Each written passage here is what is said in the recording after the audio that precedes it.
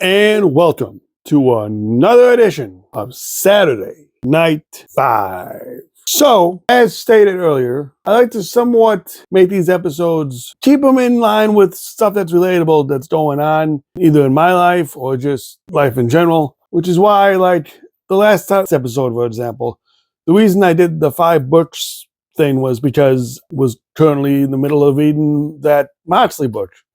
I'm like, you know what? This is the year I'm going to read a bunch of my previous gifted books that I haven't read yet. So I just thought I'd share with you what I plan on reading this year. In this episode, as you can see from the title, I got the idea because, well, I recorded the episode last month, but the episode came out at the beginning of this month. Everybody Has a Story with Jeff Seltzer. I was a guest on his podcast, and we talked about concerts. So then I got the idea for the next Saturday Night 5 that because I've seen a bunch of concerts, why don't I mention my 5, not necessarily top 5, because a lot of these concerts would be hard to rank, but I'm still going to do the countdown, don't worry.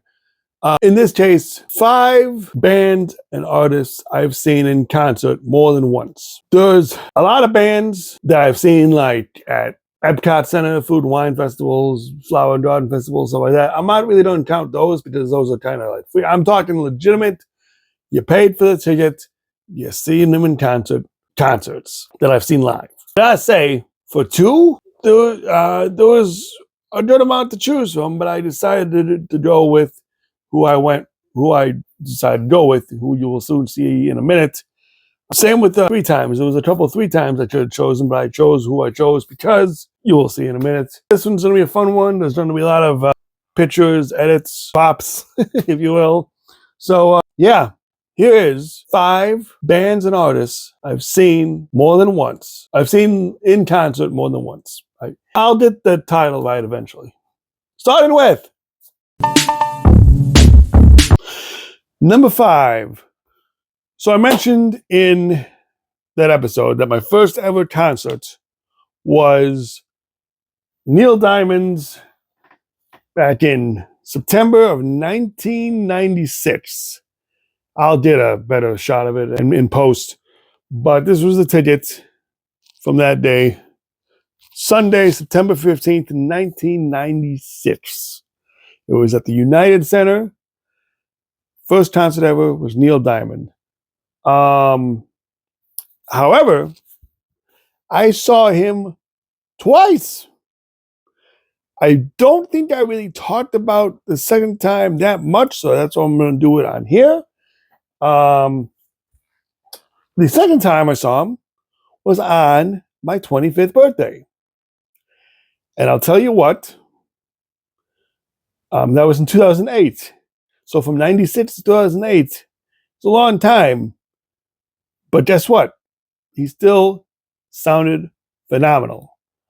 And I have some stuff here from both of those concerts. In fact, here is the ticket from that second concert. Now, I want to do something. I know it kind of doesn't, it's, listen to this, okay? Just listen to this. I know it's two totally different sections, but still, for shits and giggles, let's compare the ticket prices, okay? Granted, I had better seats in 2008 than I did in 96. I mean, I still got to see the whole stage because the stage was a rotating stage, and you didn't see everything. And the seats were elevated, so no one could block me, and I had an amazing view. Wasn't allowed to take pictures back then. Didn't have the thought of doing that, and then I didn't also. In 2008, I did take some on my phone, but I had a Razr phone back then, and the quality wasn't so good. And I don't even know if I have that phone anymore.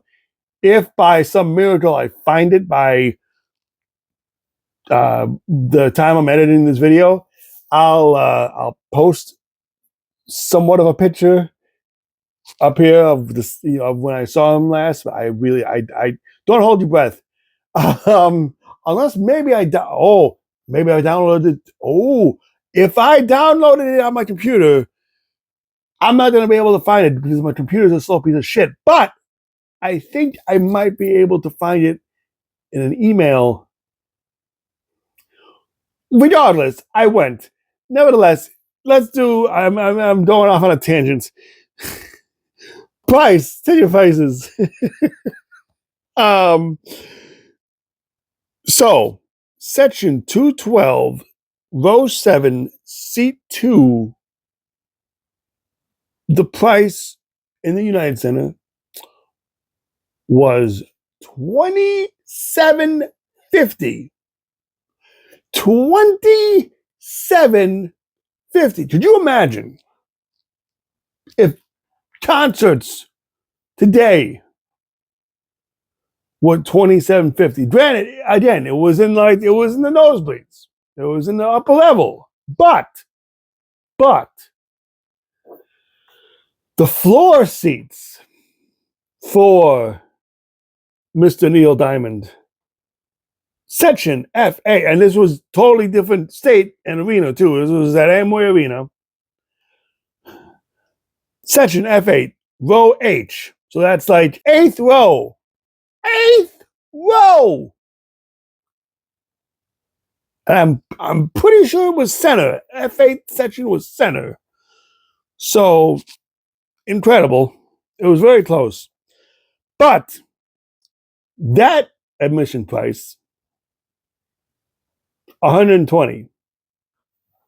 So from 1996, $27.50 to 2008, well, $120. Now, granted, again, I know. I wonder what my brother got a ticket to that show, and I doubt he kept his ticket like I keep mine. But I wonder how much his ticket was, because I know he was up in the rafters for that concert because he decided to go last minute. It was just going to be me, mom, and dad, and then my brother went with a friend of his, but they were up, and I wonder what he ain't going to remember, but I should have asked him. Just for shits and giggles. So yeah, that's crazy. And then to try to compare $27.50 for section 212, right? Okay, that's that. I saw Van Halen in that same arena, okay, in 2012. And we were in section 2 something as well. And the price was like $47.50 or something like that. So it's still, $49.50 maybe. It's still a significant jump, almost $50. So who knew what floor show tickets were back in 96, and who knows what the back row tickets were in 2008. Regardless, I would gladly pay $27.50 for any concert today. Fucking Ticketmaster. Anyways, that being said, I got to see him twice. Here's the first program from the show that I got. Another show and around Tennessee Moon Tour. And he was the one from 08. Neil Diamond live in concert World Tour 08. And this is the shirt I got. And then this is it. The tour dates on the back. You can't really tell. There's no way for me to. I guess it. And then I also got the first night, from the first concert, these 2 live cassette tapes. Two tape set. Side 1, side 2, side 3. So it's the greatest hits from 1966 to 1992.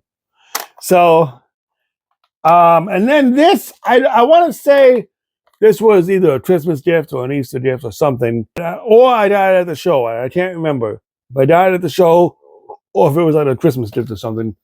But I remember getting this around the same time I saw Neil and Thomas. This was probably a Christmas gift, I would imagine. But so yeah, that's all the cool stuff I got from that. It was a great show, great set. Have you guys heard of Setlist FM? Phenomenal site.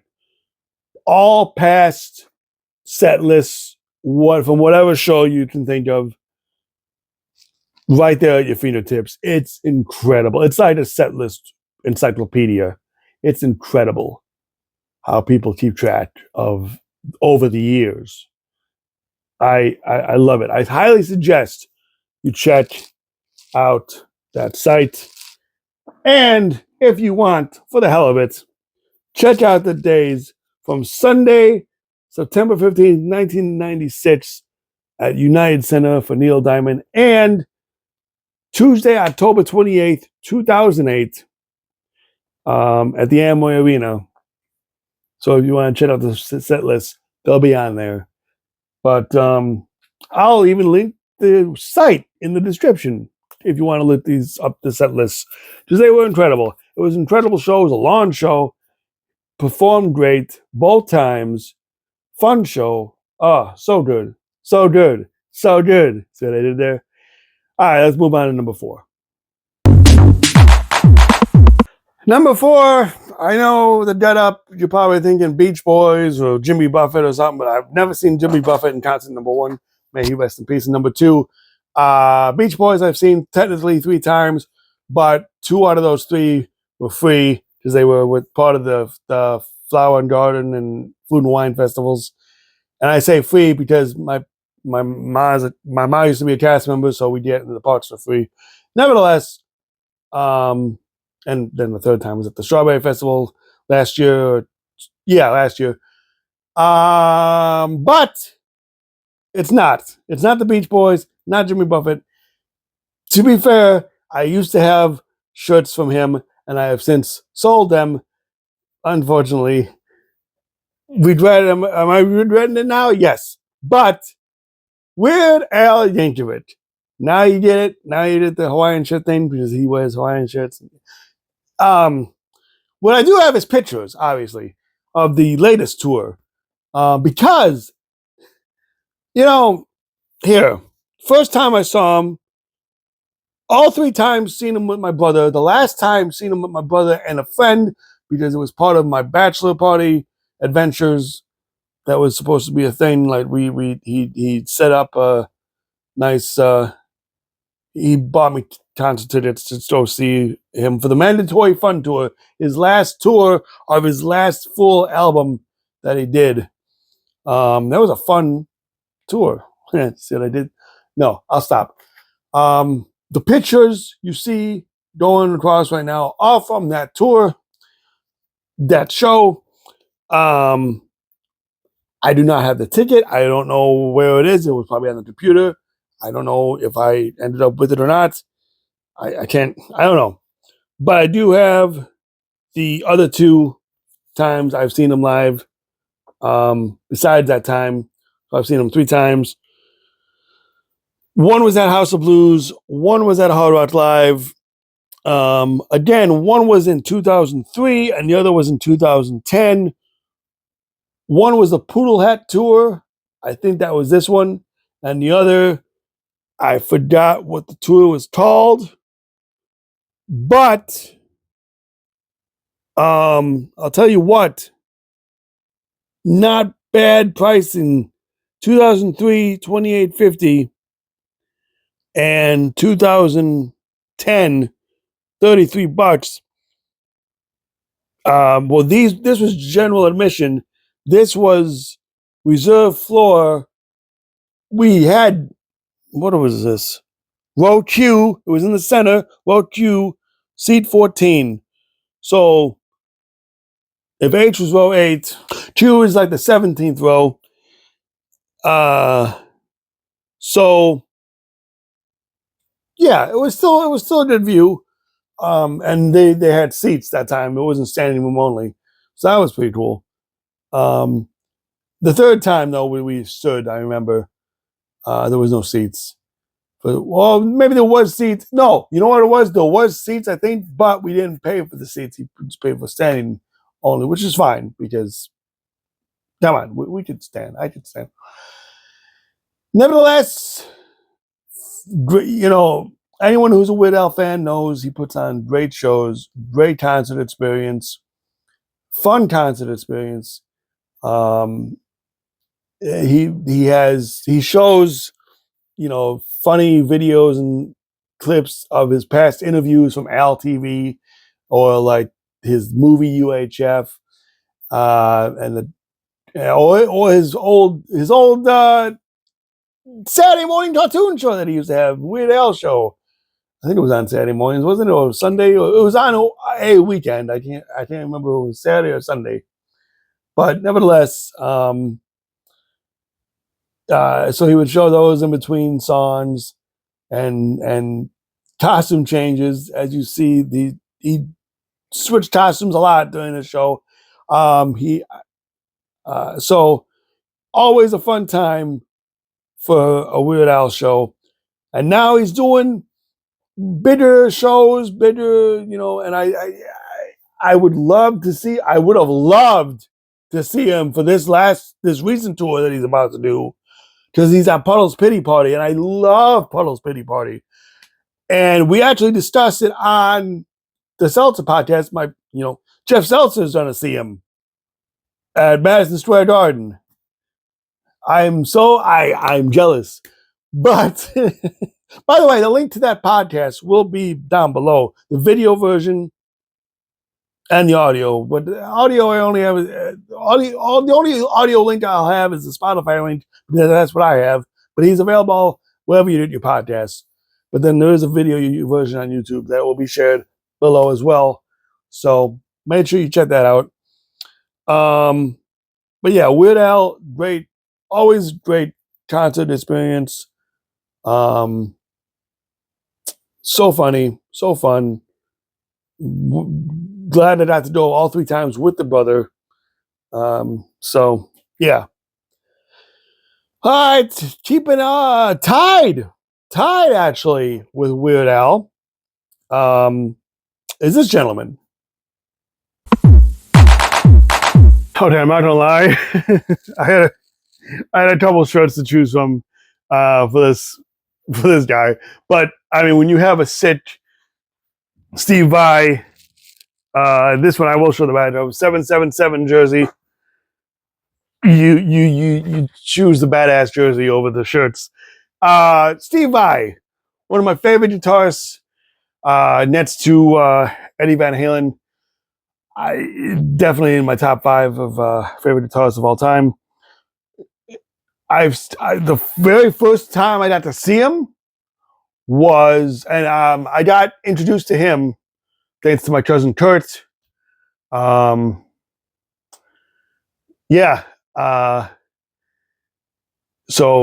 I borrowed his Passion and Warfare cassette one day, and I just fell in love with the music. And then I got the very first Steve Vai CD I bought on my own was the Fire Garden album. I bought it at Virgin Megastore when it was on a vacation, when we were vacationing in Orlando, and they had it in downtown Disney. Rest in peace. Now it's Splitsville. Like the bowling alley. I mean, the store is Splitsville, as in it's out of here, but it's actually the bowling alley is called Splits. Never mind. So the first time I saw Steve Vai in concert, however, I saw 2 more iconic guitarists at G303, and this shirt does glow in the dark. I'm not gonna actually. You know what? Let's see if it works. Does it work? Can you tell? Oh yeah! See, that's cool. You can tell, and you can kind of tell in the back too. Kind of. Nah, not really. But the front, because I lit the front.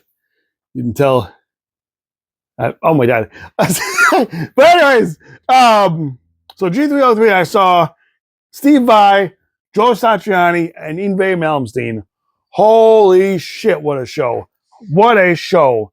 That was epic. And that was in November of 2003.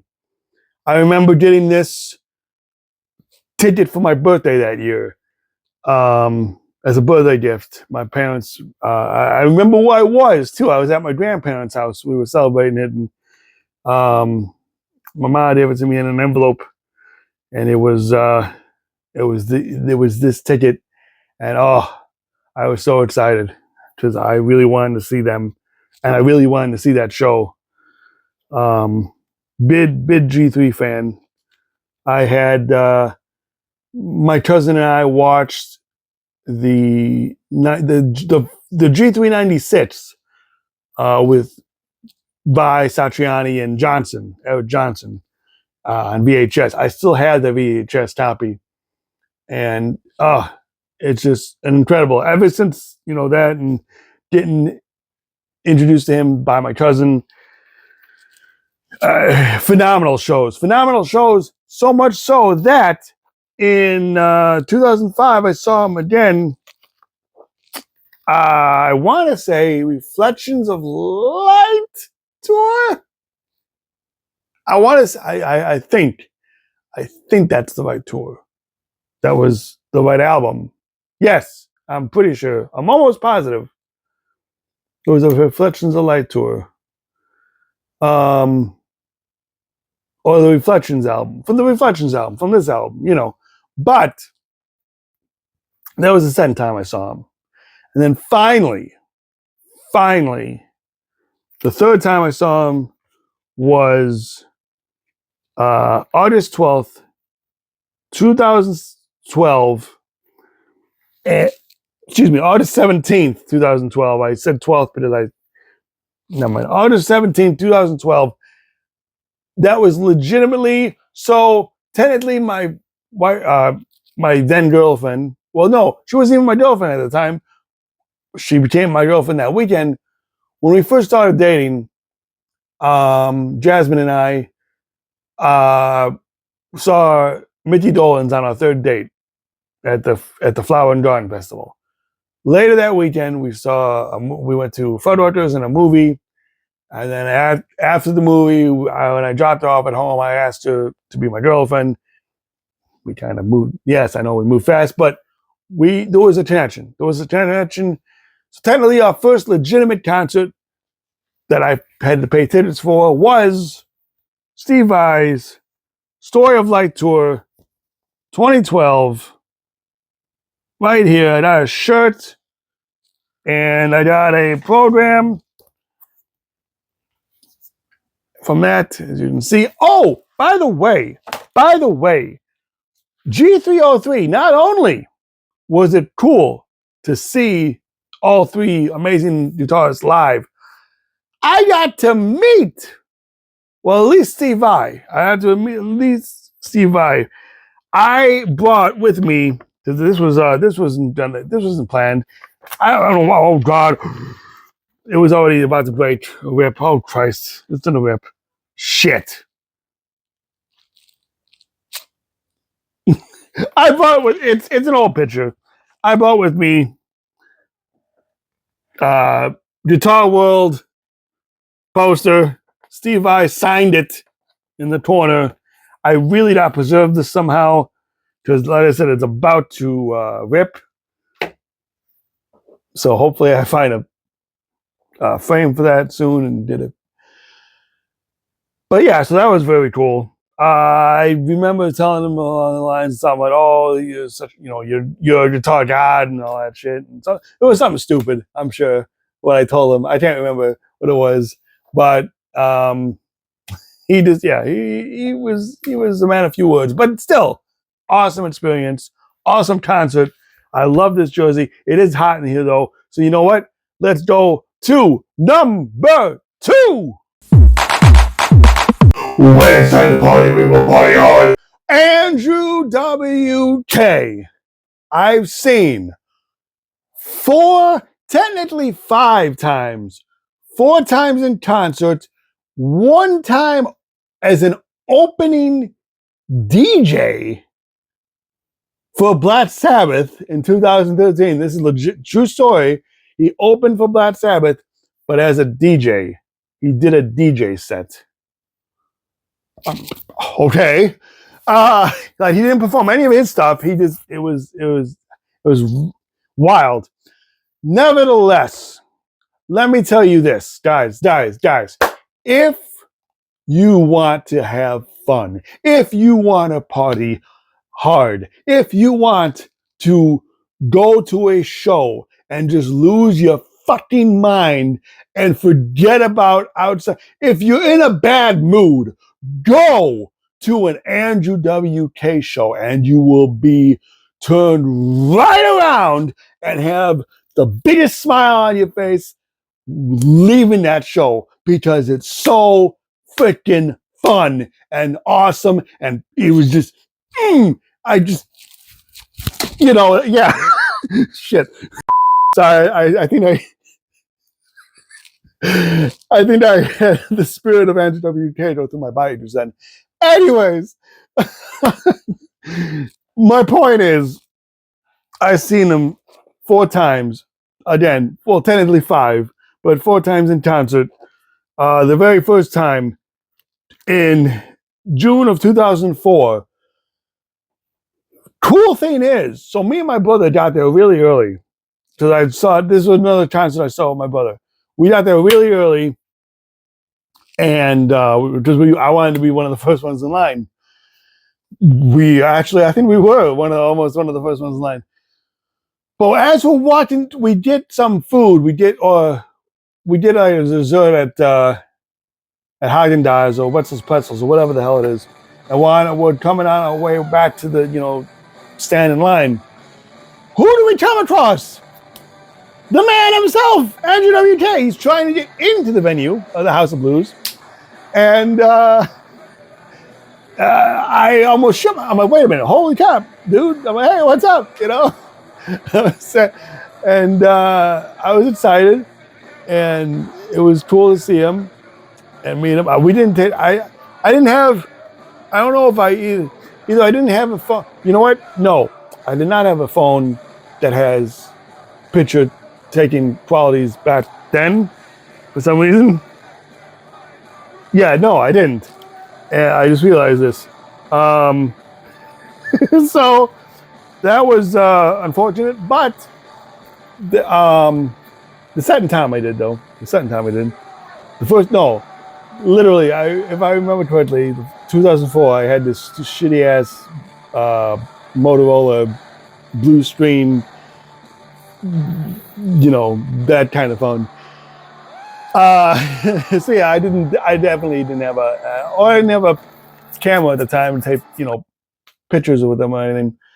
But it was still cool to meet him. I met him before the show, and then I met him after the show when he came out and signed autographs and stuff like that. And I may or may not have hugged him. It was, looking back on it now, it's kind of awkward, but at the same time, what this man has done for me personally in music is just incredible. I'm serious. If you're in a shittiest mood, turn on some Andrew WK, rock the fuck out, and just forget about life for a while. The best album of his, my personal favorite album of his, was the You're Not Alone album. They came out with in 2018, I want to say. Oh my God, dude. So good. So good. Inspirational. It's got songs about partying still, but it's songs of inspiration. He's got like motivational speeches in between the songs. It's incredible. Andrew WK Concert Experience is just incredible in a nutshell. And I miss him. Damn you trolls on the internet for making him get off social media because, you're always not a real person. Bullshit, he's real. You fuck you. I'm okay. Fantastic shows. Oh, so then, like I said, after the first time, which was in 2004, the second time was at the Hard Rock. You see a theme here? House of Blues, then I go to Hard Rock. The second night was it was a one night only show too, probably entitled "You Will Remember Tonight." August 3rd, 2006, at the Hard Rock Live. Got this cool poster, and I hung it on my wall in my old house. That's why there's tape on it. But the third time was for the I Get Wet 10-year anniversary tour. We saw that at the Beecham. Was it the Beecham? And unfortunately, that was the paper tickets. They didn't fly. No physical tickets. That's kind of stupid. The Beecham from April 6, 2012. So we wouldn't see him again for 6 years. And then in 2000, what did I just say? 18, right? Yeah, 18. 2018. We saw him again. It was supposed to be me and my brother, but me and my brother I won tickets. On his social media. He messaged me that I won the ticket, or someone from his team messaged me. I don't know if it was him or not. I don't care. I still won tickets. And so it was a free show. Hey, I'm going, free show. That was the last time I saw him in 2018 at the same place I saw him do the I Get Wet tour, 10-year show, the Beecham. It might have been the Social. They're next to each other, so I can't remember which one. And that's where a bunch of this footage is from, and that I've been showing. But either way, you know what? I'm telling you right now, Andrew WK, definitely solid top 10, in my top 10 of favorite of all time. Dare I say top, you know what? Dare I say top 5? And you already know who my 1, 2, and 3 are if you listen to the podcast. So maybe 4 or 5. Nah, it's hard. It's between 5 and 10. It's too hard to pick right now. But listen, nevertheless, go to an Andrew WK show. But then, you know what? If he ever comes back, because damn it, I miss his music. I want another album. I want to see more of him. I just want to see. He's apparently he's married to Kat Dennings, which is, good for him. I'm happy for him. I'm happy for both of them. But damn it, give me more music. Please come back. We miss you. I miss you. All right, rant over. Oh man, let's go to number 1. And my number 1 band I've seen in concert more than once, Trans-Siberian Orchestra. Guys, we're gonna be here a while. I didn't see them just once. I saw them 2002, 2003, 2005, 2006, 7, 9, 10, 11 again. I saw them 11 twice because spring and winter concert. 12, 13, 14, and 16. Total 13 times. I've seen them in 13 times. From the very first time I saw, to be fair, I first got introduced to them. I mentioned it on the pod, but real quick, I'll mention it again here. First got introduced to them hearing a Beethoven's Last Night album, song rather, from Beethoven's Last Night, which is a non-Christmas album. And I saw that during a wrestling pay-per-view, King of the Ring commercial.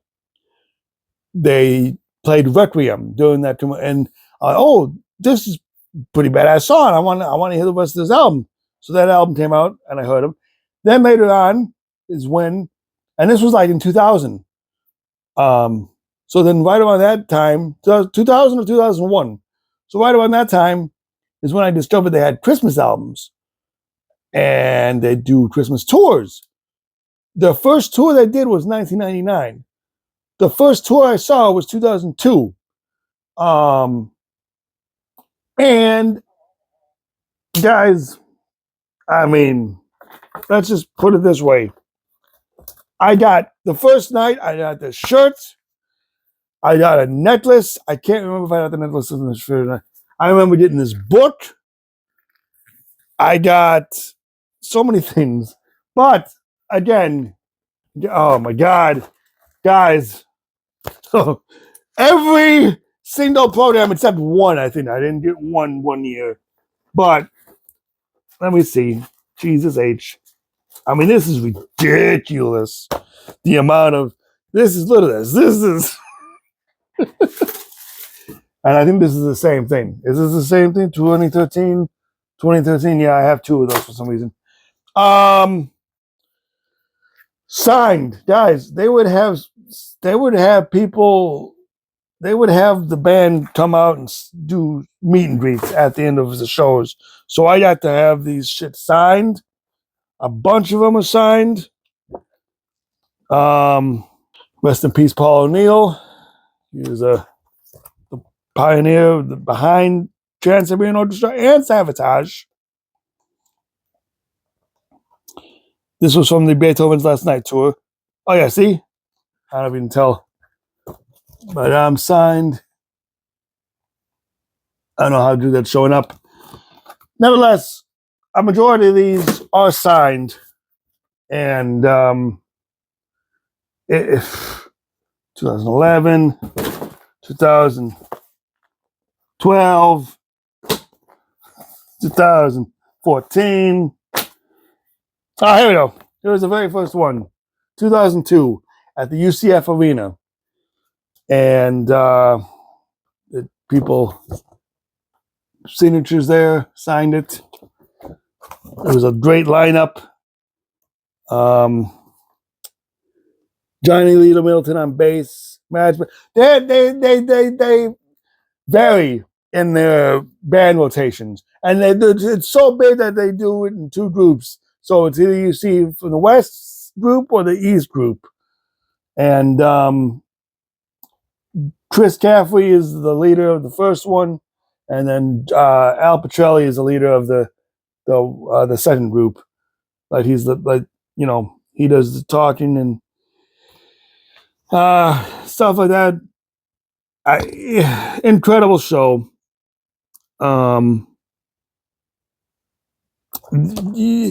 It became a Christmas tradition with my family going.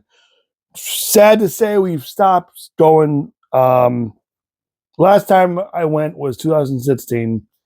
I had just gotten married, and I wanted to see him again in concert.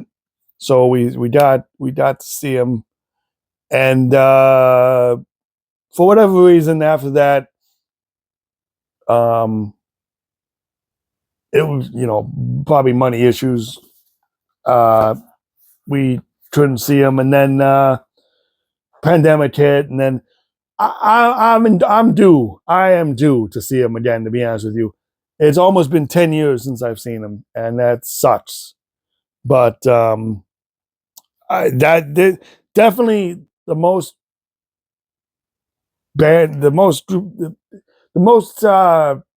concerts I've ever been to.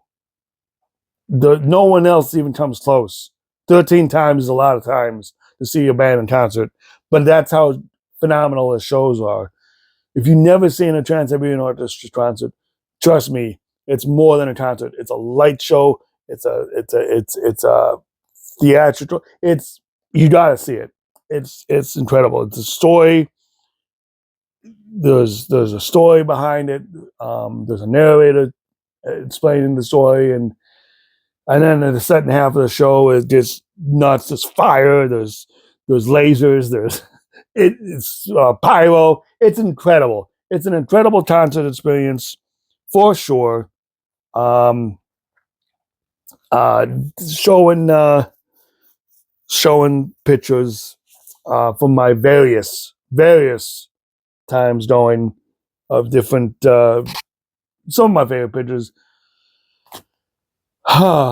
It's definitely worth it. And you know, we've been losing members lately, left and right. We lost David Z. He used to play bass. We lost Paul O'Neill's the biggest one. Paul O'Neill's the biggest one because he was the producer, you know, manager, if you will, creator of TSO and so many of his stories. I'll never forget the first time I met him. You know, when I got this book and he signed it, and because I met him after the show, I probably was like one of the last ones to meet him, the Paul O'Neill at my very first concert in 2002, and we talked a while, and he gave me a Siberian coin, quarter. I don't know where that is at the moment. I know I still have it. He gave me signed backstage passes, and which weren't actual. I don't know, but the biggest thing was when he signed this book, and he personalized it. He goes, "To Jeff, may you have magical and enchanted Christmases every year of your life." And for those of you that don't know, Christmas is huge with me. I'm a big fan of Christmas, and seeing them was part of tradition. And you know, they were a big part of the Osborne family lights at MGM Studios, because when they synchronized the music, they used some songs from Trans-Siberian Orchestra. They used Mad Russian's Christmas, and they used Christmas Eve Sarajevo 1224, the Carol of the Bells. Just an incredible orchestra. Many great talented singers, talented musicians. If you have not seen a Trans-Siberian Orchestra show, please do yourself a favor. I highly suggest you see one, because you will not be disappointed. Guys, the workroom is a mess. I have shit all over the place. That'll do it. Holy crap. The longest episode, and it's going to suck to edit. Well, it'll be fun to edit, actually, but it's going to be a lot of editing, so hope this gets out on time. But that'll do it for another edition of Saturday Night 5. Guys, thank you for joining us for Saturday Night 5. Make sure you like and subscribe. See? I kind of thought of the end line now. Yeah. It's a work in progress. All right. Till next time, we will see you next time. We actually have one more March episode. I realized that there's the end of the month is going to be the third episode in March, so that's a bonus. So there you go. Until then, see you later, guys. Yeah.